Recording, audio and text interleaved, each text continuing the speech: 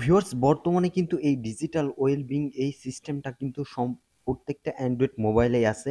আপনি কোন অ্যাপ কতটুকু ইউজ করতেছেন, কত মিনিট, কত সেকেন্ড আপনি মোবাইল ইউজ করছেন, কতবার আনলক করছেন, কতটা নোটিফিকেশন এখানে এসেছে, সম্পূর্ণ কিছুই কিন্তু এখানে শো করে। এমনকি যদি এখানে ক্লিক করা যায় তাহলে কোন অ্যাপ কতটুকু সময় নিয়ে আপনি ব্যবহার করছেন বিস্তারিত কিন্তু এখান থেকে সবাই দেখতে পারে।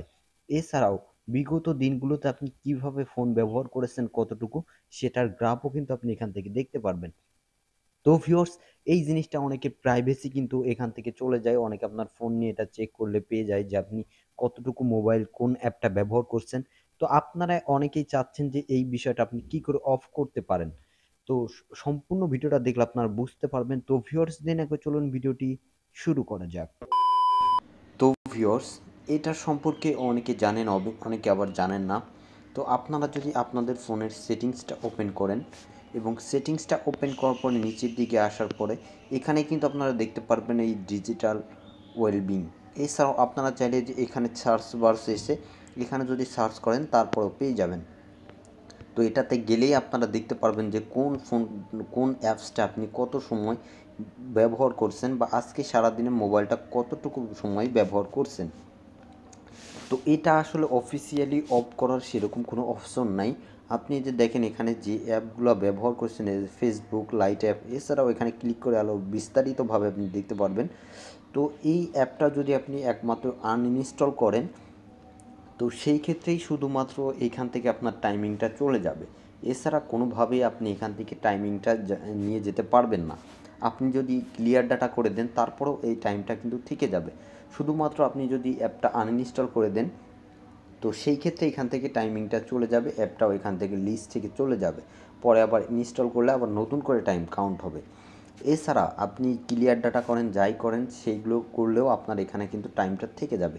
তো যারা আসলে বন্ধ করতে চাচ্ছেন তারা এইখানে আসার পরে এখানে উপর দিকে দেখবেন একটা থ্রি ডট আইকন, তো এইখানে ক্লিক করে দিবেন।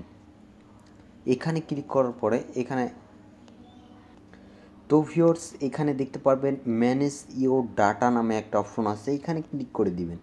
এখানে ক্লিক করার পরে দেখবেন এই অপশনটা অন করা আছে, তো আমাদেরকে এটা অফ করতে হবে। তো সেই জন্য এখানে ক্লিক করবেন। তারপর দেখেন এখানে টার্ন অফ ইন সেটিংস লেখা আছে, তো এখানে ক্লিক করে দিবেন। তারপর এখানে একটু ওয়েট করার পরে এই যে ডিজিটাল ওয়েলবিং লেখা আছে তো এটা ওপেন করবেন। এটা অন আছে, এটা অফ করে দিবেন। অফ করে ব্যাকের দিকে আসবেন। আসার পরে দেখবেন এটা অফ আছে কি না। তারপর দেখেন ব্যাকে আসছি।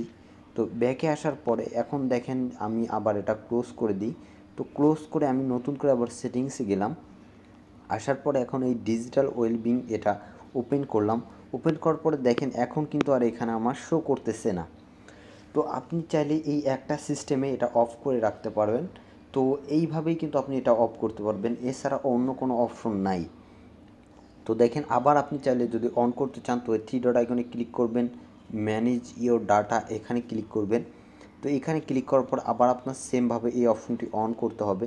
তো অন করার জন্য এখানে যাবেন, আবার ওপেন সেটিংস লেখা আছে এখানে ক্লিক করবেন। তারপর সেমভাবে এখানে অ্যাপ্লিকেশনটা চলে আসার পরে এটা অন করে দিবেন। এখন ব্যাকে আসার পরে দেখবেন আবার এটা অন হয়ে গেছে, আবার সেই যতটুকু আপনি ইউজ করছেন ততটুকু থেকেই দেখাচ্ছে। তো একমাত্র এই সিস্টেমটাতে আপনি এই জিনিসটা অফ করে রাখতে পারবেন, এছাড়া আর কোনো উপায় নেই।